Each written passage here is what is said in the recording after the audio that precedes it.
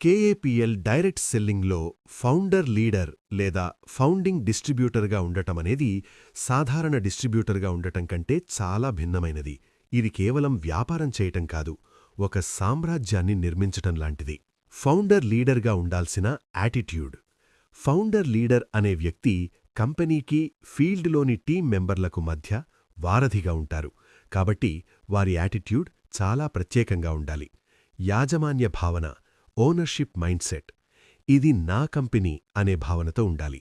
ఏదైనా చిన్న సమస్య వస్తే కంపెనీని నిందించకుండా పరిష్కారంలో భాగంగా మారాలి. దీర్ఘకాలిక విజన్, లాంగ్ టర్మ్ విజన్. కొత్త కంపెనీ ప్రారంభ దశలో చిన్న చిన్న ఒడిదుడుకులు సహజం.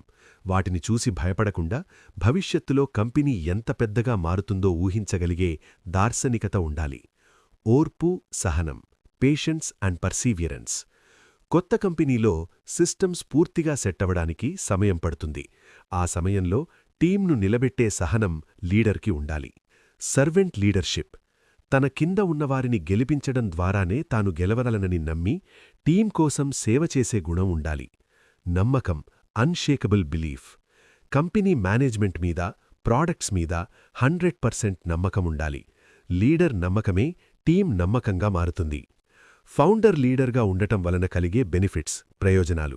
సాధారణ లీడర్లతో పోలిస్తే కంపెనీ ప్రారంభం నుండి ఫౌండర్ ఫేజ్లో ఉన్న లీడర్లకు కొన్ని ప్రత్యేక ప్రయోజనాలుంటాయి. టాప్ పొజిషన్, ఐడి లేదా పొజిషనింగ్. కంపెనీ నెట్వర్క్ స్ట్రక్చర్లో అందరికంటే పైన ఉంటారు. దీనివల్ల భవిష్యత్తులో వచ్చే బిజినెస్ వాల్యూమ్ మొత్తం వీరి టీం కిందకే వచ్చే అవకాశముంటుంది. ఆర్థిక స్వేచ్ఛ, హయ్యెస్ట్ ఇన్కమ్ పొటెన్షియల్. కంపెనీ పెరిగే కొద్దీ వీరి ఆదాయం మిగతావారికంటే చాలా రెట్లు వేగంగా పెరుగుతుంది. Compounding growth. నిర్ణయాధికారంలో భాగస్వామ్యం, స్ట్రాటజిక్ ఇన్ఫ్లుయెన్స్. కంపెనీ పాలసీలు, ప్రాడక్ట్స్ లేదా ప్లాన్లో మార్పులు చేసేటప్పుడు మేనేజ్మెంట్ ముందుగా ఫౌండర్ లీడర్ల సలహాలను తీసుకుంటుంది. కోర్ కమిటీలో స్థానం దక్కుతుంది. గుర్తింపు, కీర్తి, లెగసీ అండ్ రికగ్నిషన్.